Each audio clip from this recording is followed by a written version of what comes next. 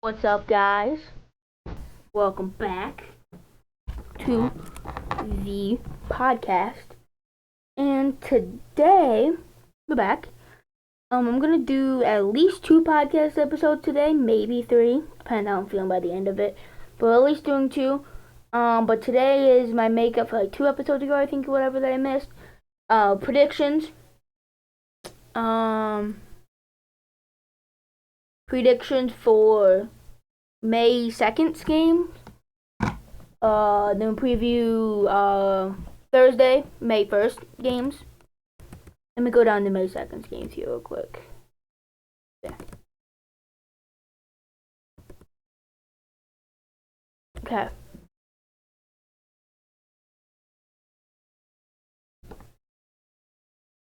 And then preview tomorrow's NHL and USHL game. Just tomorrow, because no USHL games on tomorrow.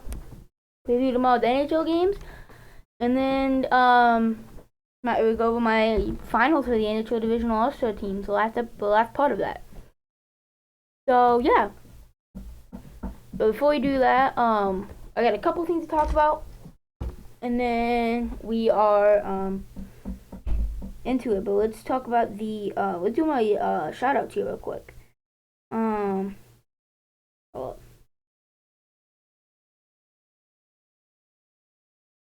So all my social medias: X/Twitter, Facebook, Instagram, TikTok, my Twitch, Discord, my website, my American football channel, my basketball channel, my baseball channel. USHL Scotland Facebook group for 5.2 thousand USHL fans. Another Facebook group called Saints for Life, about 1,000 big funny Saints fans. And just a paragraph and a half of what I'm doing this podcast. Everything you need to know about this podcast. And another paragraph how to contact me if you have any comments, questions about this podcast. All that much more in the description of this podcast. Check it out if you haven't already. Go to the channel for like this podcast. I'll follow on Spotify, same thing. Like this episode for like this episode in particular. Like in Spotify, same thing. And turn on post notifications YouTube channel so I know every time I go live and or upload a video on the channel.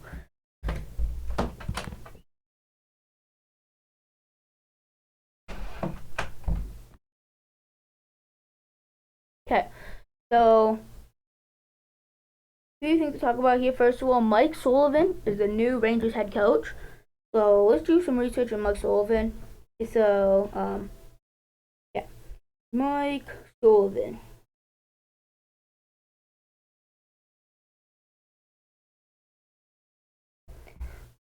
Let's look it up here. So he was the Pittsburgh Penguins coach.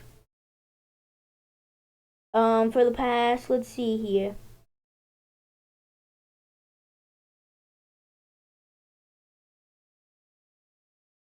For the past 9 seasons, he's been the coach. Or 8 seasons. Since the 2016-2017 season to the 24-25 season.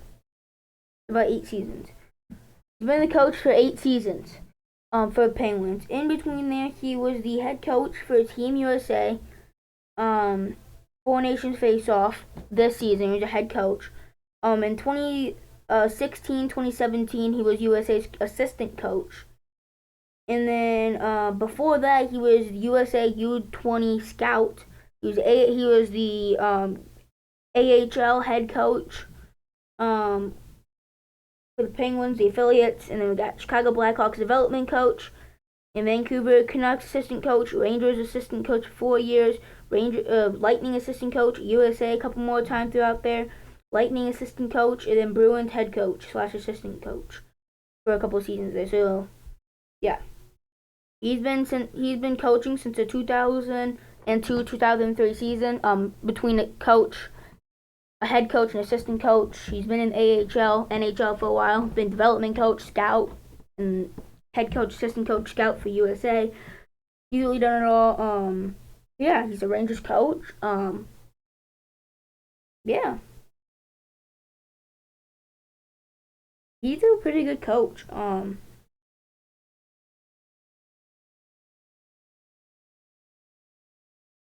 Let's look at Mike Sullivan's NHL record with the Penguins.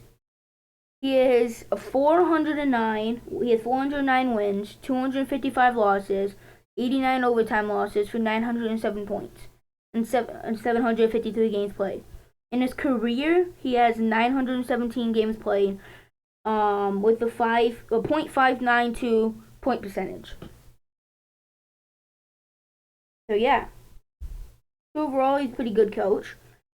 Um, let's see his new Mike Sullivan contract.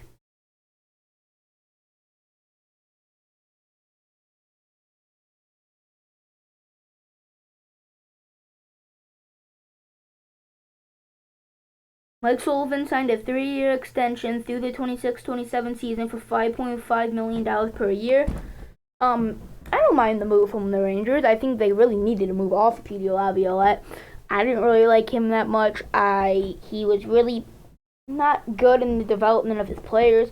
But I think Mike Sullivan would be a lot better for the Rangers. I expect the Rangers to be definitely better next season. Um, if you look at the Rangers roster here, let's look at the Rangers roster via Puckpedia. Just so I can look at their contracts here.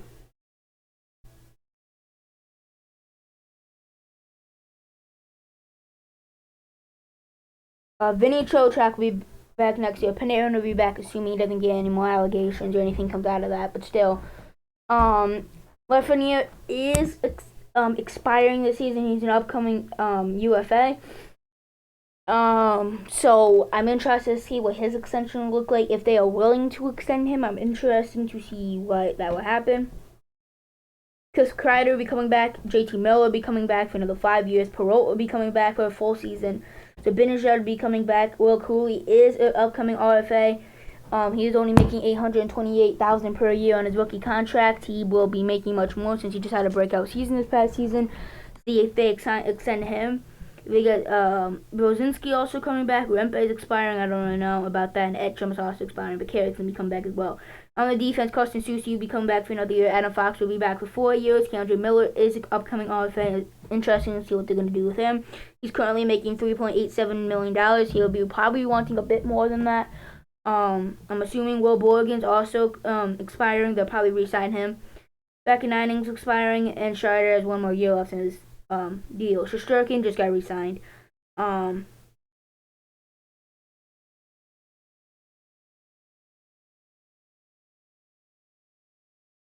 I don't think this is updated because they didn't say that he. Okay, hold up.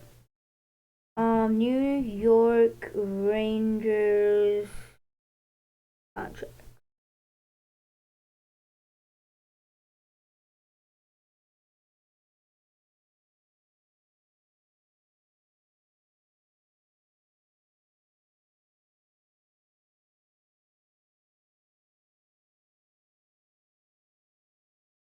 Oh, never mind. Okay. So yeah, I mean, they have most of their needed players coming back next season, and I expect them to be slightly better next season under Mike Sullivan. I expect them to be. They probably should make the playoffs next season. I don't know how well Zibanejad and Chris Kreider going to do next season. I'm not sure, but we'll see. We're just gonna have to see, honestly.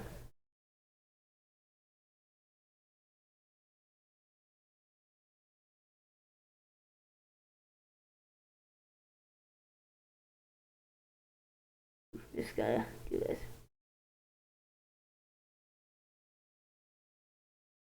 Freddie Anderson signed a 1-year, $2.75 million contract extension.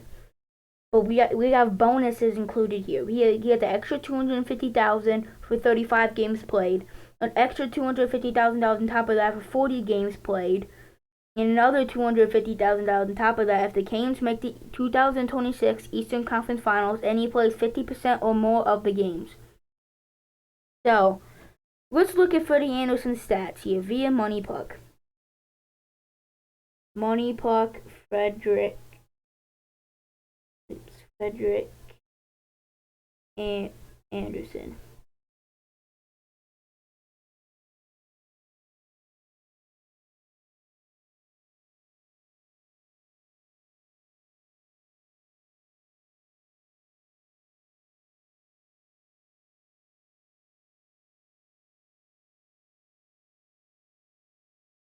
Frederick Anderson. Go to hockeyreference.com. So this past season, he only had 22 games played in the regular season. In those games played, he had an .899 save percentage and a 2.50 goals against average, which is okay. But the 23-24 season, he only had 16 games played. He had .932 save percentage, 1.84 goals against average in that season. Very, very, very good last season when in the limited time he had played. In the 22-23 season, he had 34 games played. 903 save percentage, 2.48 goals against average. But in the 21-22 season, he had 52 games played with a 35-14-3 record, with a .922 save percentage and 2.17 goals against average. So when he's healthy, he's good. That's why there's bonuses, because first of all, you need to make the conference final, which is in that deal, and he needs to play 40 games played. All those things go right, he can make an extra $750,000. Right? So I think that's pretty small in the Rangers have. But in the last extension we got here is Matt Coronado extended to a 7-year, $6.5 million contract, and I think that's a great deal. I do. I think that's a great deal. I think, yeah, I just think it's a great, the way the contracts, your salary cap is going up, and Matt Coronado been pretty impressive. He's a 30 and 30 type of guy, 30 goals, 30 assists. This past season, he's got 24 goals, 23 assists, 47 points. Let's see how much time on ice he averaged. Let's see. Matt Coronado time on ice per game. 24-25.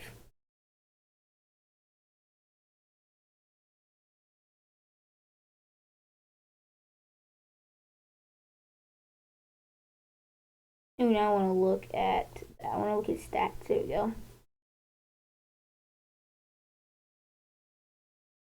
Time on ice per game. He averaged 17 minutes and 34 seconds on ice per game, getting about half a point per game. If we look over here, let's find a good stat here to look at. Expected goals per 60 minutes. This past season was .87, so he's expected to get a little under a goal per game.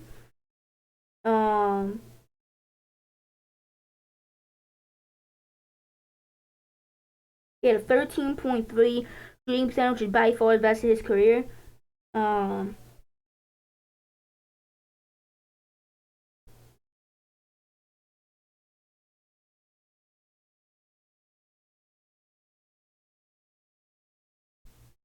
You get on ice expected goal percentage 56.5%. Off ice expected goal percentage 45.9%. So he's improving. Basically, his team is playing a lot better and getting a lot more high danger opportunities when he's on the ice compared to off the ice. Only at $6.5 million per year for 7 years for a guy like that. I think that's a great deal. I do. I think that's a W deal for the Flames. For sure, in my opinion. So let's look at a predictions for Fridays, I think. Yeah, Fridays games. I just did Winnipeg defeating St. Louis. I thought they were going to close them out in St. Louis. They didn't. Hellbug got pulled for the third game. All 3 of the games that played in St. Louis, Hellbug got pulled. Pretty embarrassing for him.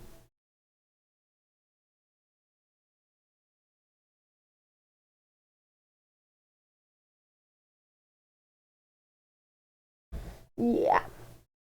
I'm going to review Thursday's NHL games. We got the Leafs and the Senators game number 6. This was a great game. I mean, back and forth physical game. Ottawa was rowdy.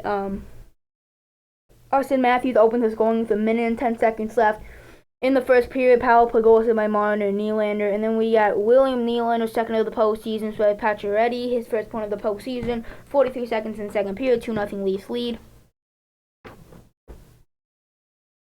Brady to Chuck, fourth goal of the playoffs by Chabot and Giroux, 7:28 in the second period. Ottawa chants Brady. Over and over again, Ottawa's rowdy. Brady Chuck has impressed me these playoffs. He's been good. He's buzzing. He's been laying hits. He's been putting the puck in the back of the net. He's been making smart decisions. He's been good. I've been impressed with Brady Chuck this season, at least postseason. I'm glad he stepped up at his first ever postseason.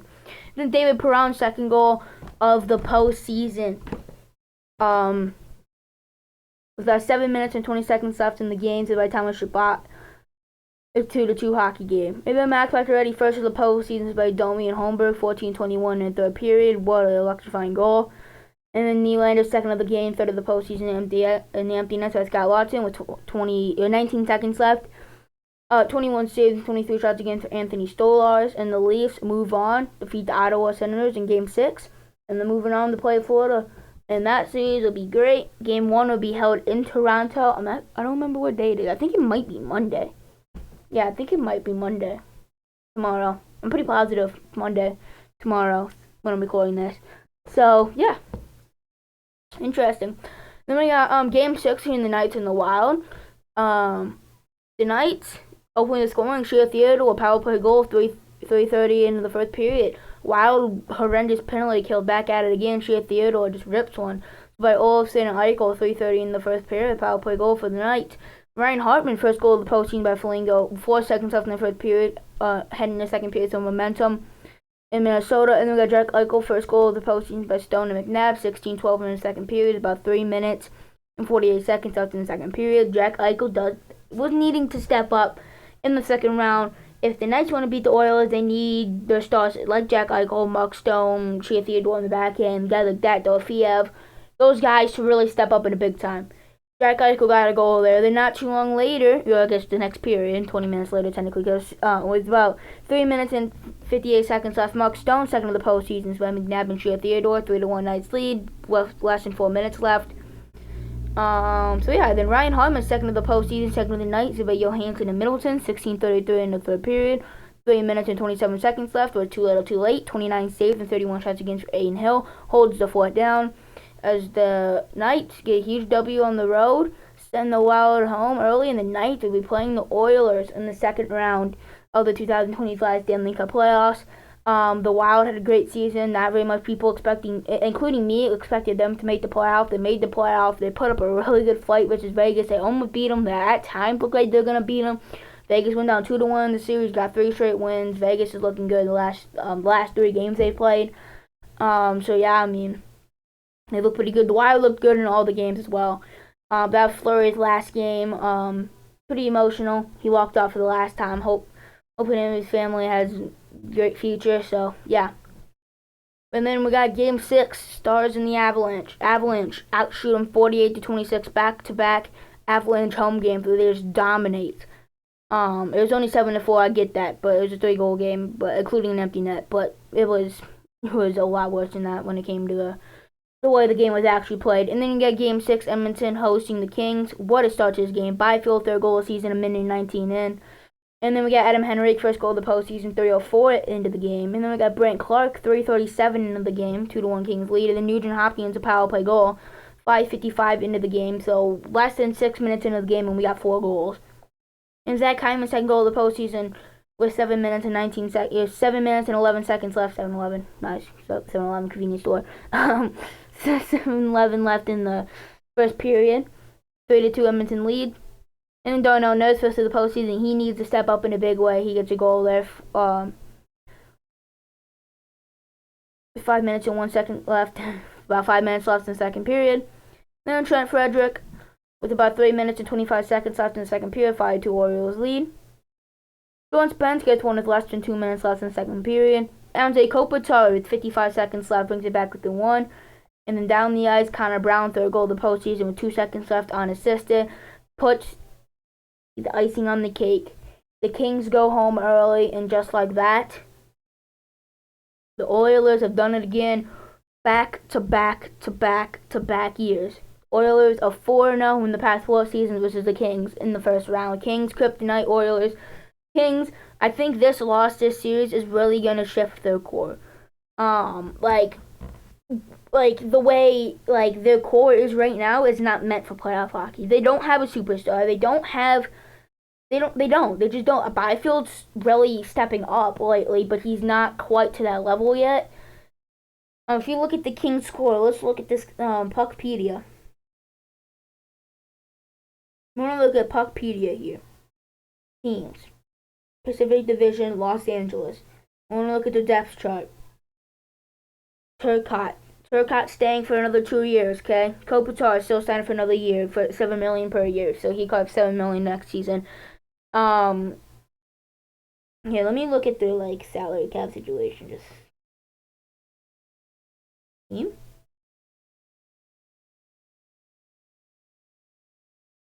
Look at here. Okay. Yeah, Fiala's there next season. Kopitar's there for another season, another 2 seasons technically, because he's there a season after next season. Wait, no, never mind. Okay. Kevin Fiala's there next season. So is Kopitar. Kopitar's going to get 1 year left in his deal, but Fiala's got 3 years left in his deal. Byfield's going to be there for another 3 seasons. Philip Denault there for another 2 years. Kempe's got 1 year left in his deal, $5.5 million. He's probably going to want a pretty hefty extension from the way he's playing lately. Trevor Moore's got 3 years left at $4.2 million. Warren Fogel's got 2 years left at $3.5 million. Turcotte's got 2 years left in his rookie contract. But we got Trevor Lewis, Tanner Jeannot, Alex Lafreniere, Taylor Ward, and Andrei Kuzmenko, all expiring contracts. Alex Lafreniere is the only one of those 5 players that are RFA. And if you look at the defense, Drew Doughty's got 2 years left at $11 million. $11 million is a lot of money. Mikey Anderson's got 3 years left at $4.13 million. Joel Edmondson's got 3 years left at $3.85 million. Jordan Spence got 1 year left at $1.5 million. Kyle Burrow's got $1.1 million, 1 year left in that. Gavrikov is expiring. He's only at $5.88 million, but now he's expiring. Kemper's locked up for another 2 years at $5.25 million, and David Rittich is a UFA. So if you look at the way the contract is going, they want to sign Alex Lafreniere, because Alex Lafreniere this past season had 19 goals, 23 assists, 42 points, 77 games played, over half a point per game. He was good. He was a very good player this season. They want him back. The rest of the players could probably go. Trevor Lewis, 38 years old. Tanner Jeannot, he's a good bottom sixer. I mean, this season he's got 13 points, 67 games played. He can go. So yeah, I mean, Andrei Kuzmenko, he was a rental. I mean, I guess you could sign him up if you want. He had 17 points in 22 games played with the Kings. He was really good, especially in the playoffs on the power play. He much improved the power play, so you probably want to sign him up because how good he was and how much he improved that power play in that first round series. So yeah, I mean, you might want to sign him up, but as soon as Oilers kind of figured out what they were doing with Kuzmenko, it kind of slowed down a lot, but yeah. Well, I mean, you gotta do something. Like, let's see here, what are some contracts that you're able to move from? I mean, the note at $5.5 million, you could probably make a move. He has 2 years left at $5.5 million. You can probably move off from him if you want to. He's 32 years old. You can move up from him if you want. Kempe, he has 1 year left in his deal. You probably want to keep him. He's only 28. I mean, that's not young, but that's not old. He's 28 in his prime, and he's like really good. He's the best player. You don't want to give it to somebody like that. At least you're able to get a big package with like 2 first rounds. You're not gonna get that, like a first round at least. You're not getting rid of Kempe. At least you're able to get at least a first round pick and a couple other picks. You're gonna want quite a big hole if you want to give rid of somebody like Adrian Kempe. Trevor Moore, maybe 30 years old, $4.2 million for the next 3 seasons. You could get rid of him if you want. Fogel, 2 more years at $3.5 million. You won't get that much back. Fogel, he's fast. He's good. He's good in the bottom 6. You could. If you give it to somebody that needs more depth, you could. So I mean, yeah, that's it looking like right now. The Kings are probably gonna shift up the core quite a bit because the way it's looking right now, they're destined to not have like any success. Very rare amount of success. So yeah. Preview tomorrow's NHL game. What is tomorrow, Monday? Yeah. We'll preview today's games because I'm doing it a bit earlier in the day. It's about to start literally like now as I'm recording this, so let's do it. We got Jets, Blues. Game 7, Winnipeg. Winnipeg 3-0 at home. Hellbuck's been playing so much better when they're at home. The Blues are 3-0 at home, 0-3 on the road. top scorer for the team, Pavel Bunanovich, got the most goals for the Blues. All 3 of his goals were in St. Louis. I don't remember what game it was. I think it was 4. Maybe 3. I'm not sure either one. Either game 3 or 4. Ty Connor got 4 goals for the Jets, and Cam Fowler's got 8 assists for the Blues. Appleton's got 6 assists for the Jets. Benner's got 3 wins, and then obviously Halbach's got 3 wins for the Jets. So, Winnipeg's favored to win this game because they're 3-0 at home, and obviously the Jets, like, they need to win this game. Like, they should win this game. I'm like, obviously they need to win this game, but they should win this game realistically. But we'll see what comes of this. But yeah, is that. Let's go over to my NHL Divisional All-Star teams, the finals. So yeah, here we go. The losers game. Pacific Division versus the Metro Division. Okay. I'm gonna look at the lines real quick. So the Pacific Division lines, we got Draisaitl, McDavid, Kempe, Eichel, Kadri, Stone, Huberdeau, Celebrini, Eklund, Hurdle, Eklund, McCann. Why do I have Eklund twice? How in the world did I just realize this? Who's my other forward that I have?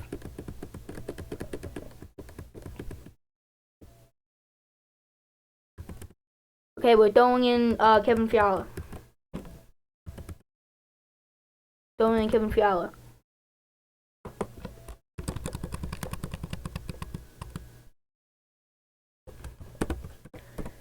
Kevin Fiala.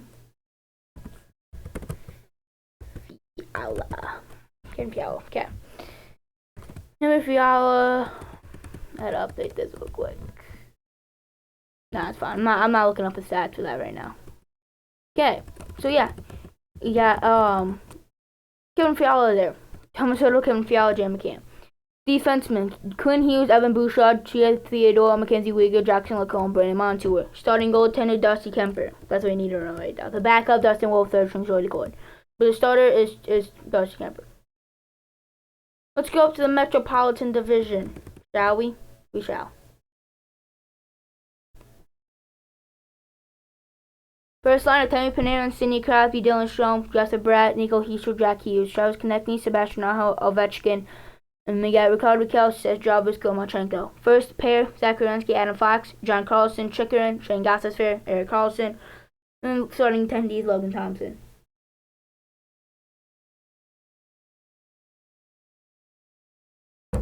So, yeah. The winner of that game, once you get down there, sometime in the century. Yep. Okay. Pacific versus Metro. The winner, Pacific in 6. Hear me out. I think the bottom pair of the Metro is going to hurt them. Gostisbehere and Carlson, no defense. They will get lit up. I think Fiala, McCann, Celebrini, Eklund, Hurdle, and Huberdeau, they'll probably cook them, I'm not going to lie. So yeah, with that being said, give me the Pacific in 6. I do love Logan Thompson, though. And then the winner game, that's Central versus the Atlantic. And the winner of that game, Central in 7. I don't really know, just kind of gut. I mean, I don't really know. It's kind of just, I quickly grazed over the lines and said, you know what, Central looks slightly better on paper. That's what I did. So, yeah. That's going to do it. That's going to do it. That's going to do it for today's podcast episode. I hope you enjoyed. I go through night, evening, afternoon, morning, whatever time you're watching. Subscribe to the channel, following on Spotify, same thing. Turn notifications to the channel if you haven't already. Like this episode if you like this episode in particular. Liking Spotify, same thing. And yeah, I hope you enjoyed my NHL Divisional All-Star Team Finals and everything else that I had here lined up for you. And I hope you enjoyed episode 34, season 10. I'll see you guys like literally right after this for episode 35 of season 10. We're really close to season 11. I'm gonna have to start thinking about stuff I need to do for season 11. But yeah, I'll see you in a little bit. Peace.